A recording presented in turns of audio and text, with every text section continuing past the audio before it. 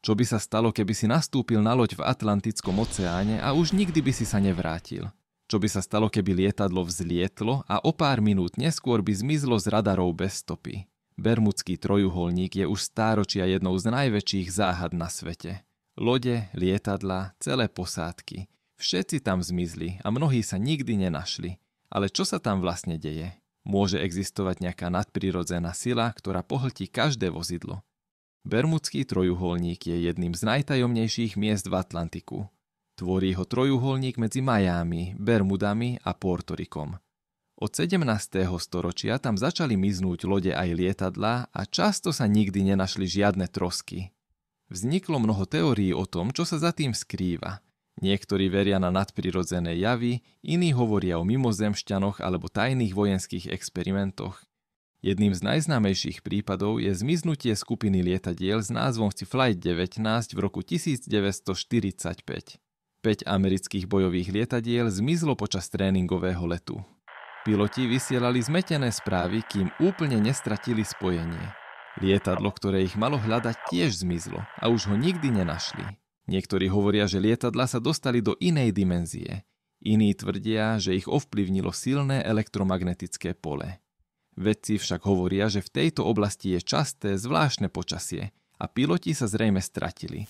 More je tu veľmi hlboké, preto sa trosky nikdy nenašli.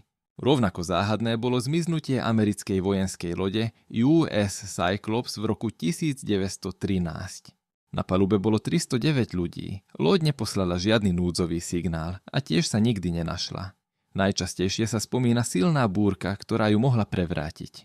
Ale niektorí si myslia, že bola potopená počas tajného experimentu alebo zmizla kvôli neznámej sile. Sú ľudia, ktorí veria, že Bermudský trojuholník je brána do inej dimenzie, kde čas a priestor fungujú inak. Podľa tejto teórie lode a lietadlá prešli cez anomáliu a zmizli.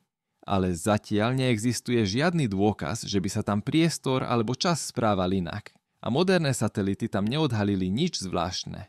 Iná známa teória tvrdí, že pod Bermudským trojuholníkom sa nachádza potopené mesto Atlantída. Niektorí tvrdia, že kryštálové štruktúry na dne oceánu vyžarujú zvláštnu energiu, ktorá narúša navigáciu.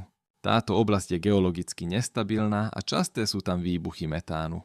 Tie môžu skutočne potopiť loď, no vedci zatiaľ nenašli žiadne umelé stavby a magnetické javy tam nie sú silnejšie než inde. Videli sme už niekoľko teórií, ale teraz sa pozrieme na tie, ktoré by mohli naozaj vysvetliť, že čo sa v Bermudskom trojuholníku deje. Búrky, elektromagnetické poruchy a zvláštne prírodné javy. Bermudský trojuholník je jednou z najnebezpečnejších oblastí, čo sa týka počasia. Časté sú tam prudké búrky, víry a rýchlo sa meniace podmienky. Piloti hlásia, že ich prístroje tam často zlyhávajú, pravdepodobne kvôli magnetickému polu a kolísaniu tlaku vzduchu. V tejto oblasti sú silné prúdy a búrky, ktoré dokážu loď potopiť za pár minút. Navigačné prístroje lietadiel sú citlivé na elektromagnetické vlny, ale to ešte neznamená, že ide o niečo nadprirodzené. Záhada Bermudského trojuholníka zostáva nevyriešená. Vedci majú svoje vysvetlenia, ale stále je tu veľa otázok. Môžu za to len extrémne podmienky, alebo sa tam deje niečo oveľa tajomnejšie. Čo si myslíš ty? Napíš nám svoj názor do komentárov a ak chceš, aby sme spracovali viac takýchto tajomných tém, daj nám vedieť.